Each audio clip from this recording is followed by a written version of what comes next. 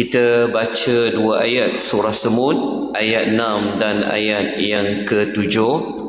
Kemudian kita sama-sama melihat tafsiran bagi kedua-dua ayat ini, dan selanjutnya kita cuba mengeluarkan pengajaran ayat. Moga-moga hari ini bertambah kefahaman kita tentang ayat-ayat dalam surah An-Naml. Okey, kita baca ayat yang ke-6. A'udzu billahi minasy syaithanir rajim. Bismillahirrahmanirrahim. Wa innaka latulaqqal Qur'ana min ladun hakimin alim. Terjemahan ayat, wa innaka latulaqqa, dan sesungguhnya kamu di sini merujuk kepada Nabi Muhammad sallallahu alaihi wasallam. Okey. Allah menegaskan benar-benar di sini adalah merujuk kepada huruf lam. Sebelum kalimah tulaqqa ada satu huruf, iaitu huruf la.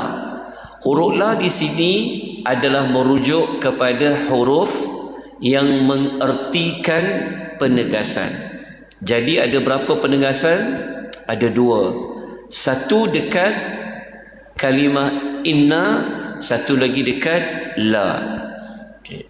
Allah Subhanahu wa taala menegaskan bahawa telah diberikan Al-Quran dari sisi Allah yang maha bijaksana lagi maha mengetahui.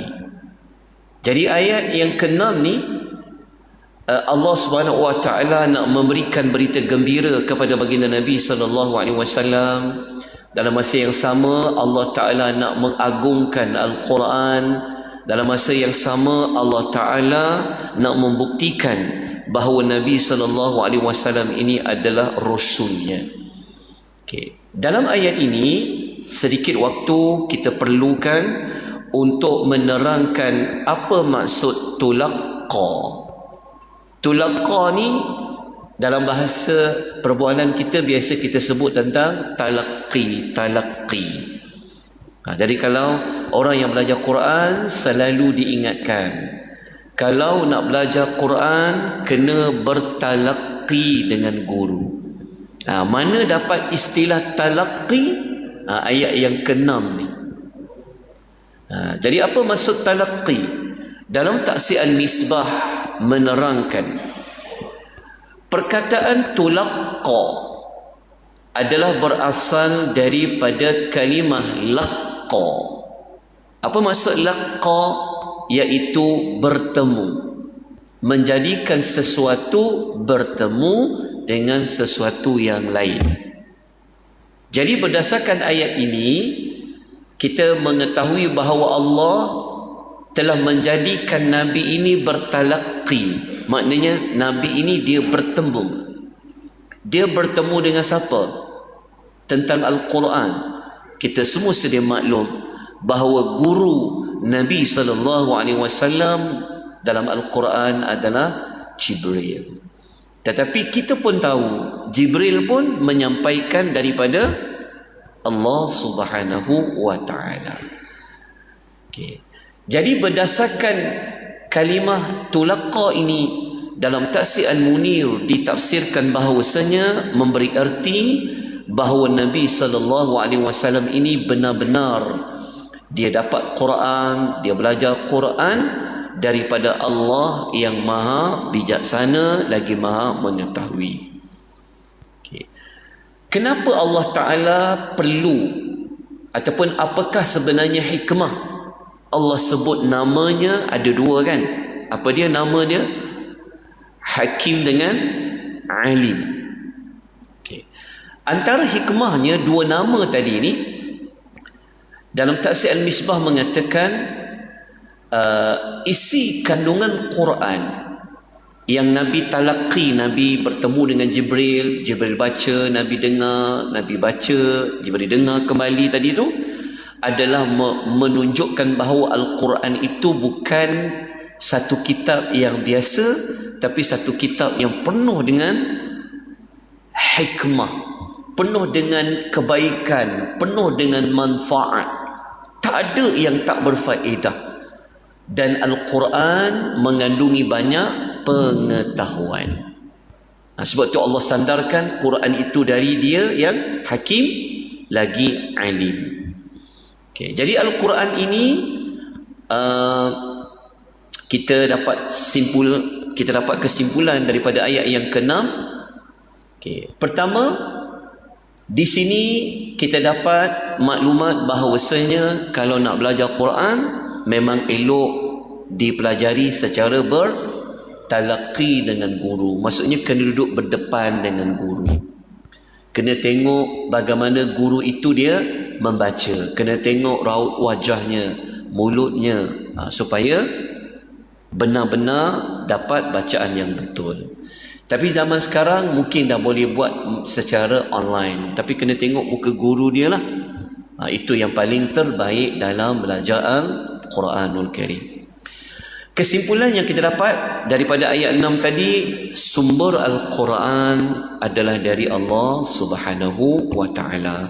Bukan Nabi SAW yang reka, bukan Nabi yang buat. Ia adalah dari Allah. Secara tak langsung, pengajaran nombor 3, ayat ini menjadi bukti bahawa Nabi Muhammad SAW itu adalah seorang Rasul. Macam mana kita kata dia Rasul? Sebab dia menerima wahyu Quran. Tidak ada manusia biasa yang boleh dapat wahyu, melainkan status dia mesti dia seorang Rasul.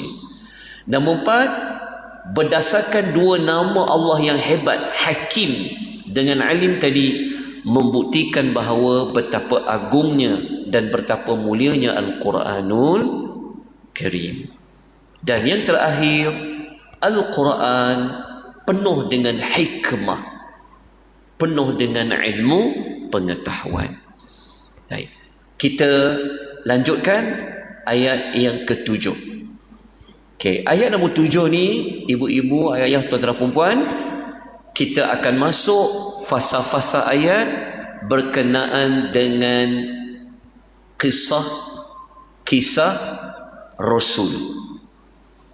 Jadi Rasul yang pertama yang Allah nak paparkan, yang Allah nak bagi tahu kepada kita adalah kisah Nabi Allah Musa alaihi salatu wassalam.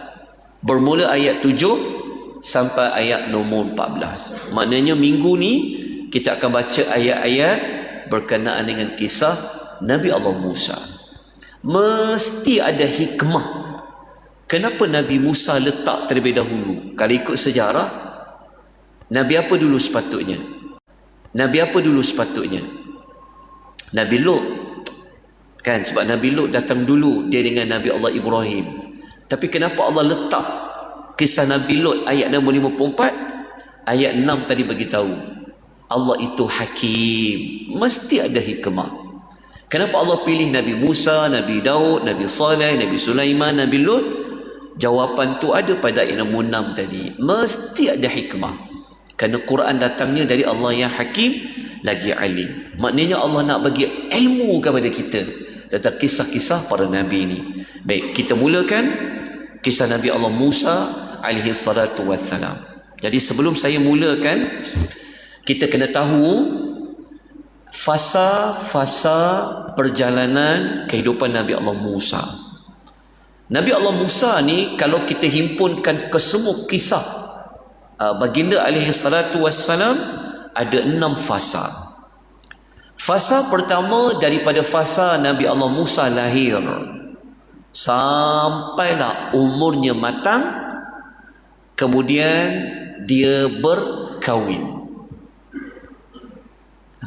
Kemudian setelah itu masuk fasa nombor 2, permulaan Nabi Allah Musa dilantik menjadi seorang Rasul. Fasa yang kedua ni lah yang kita nak bincang pada ayat nombor 7 sampai nombor 14. Okay. Kita teruskan ayat yang ke-7. Okay. Kenapa saya tak nak